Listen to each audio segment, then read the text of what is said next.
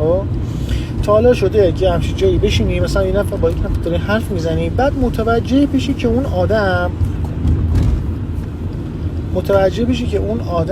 خب داره مثلا چیزی که به تو میگه راست نمیگه، مثلا داره دروغ میگه. خب تو چه عکس العملی نشون دادی اون موقع؟ حرفاشو گوش دادم،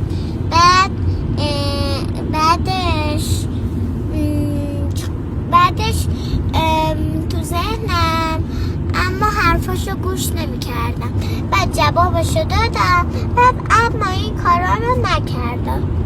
مثلا یعنی چی؟ مثلا نفهمیدم. حرفش گوش دادی یعنی؟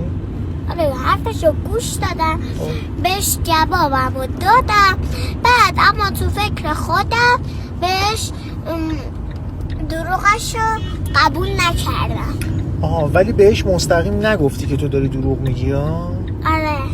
حرفاشو مثلا یه جوری وانمود کردی که یعنی من دارم حرفاتو گوش میدم و حرفاتو قبول دارم، ولی دروغ تو ذهن خودت قبول نکردی. آره.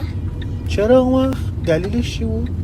دلیلش چرا این کاری کردی؟ مثلا چون... چرا مستقیم نگفتی بهش تو داری دروغ میگی مثلا؟ چون ناراحت میشه، روش تاثیر میذاره. پس تو در واقع فکر اونو کردی، درسته؟ خب بعد چطوری باید بهش بفهمونی که بابا این حرفی که تو داری میزنی دروغه و دروغ گفتن خوب نیست؟ چجوری باید اینو بهش بگی؟ بهش میگن دوستان عزیز همکنون آهو نه جدا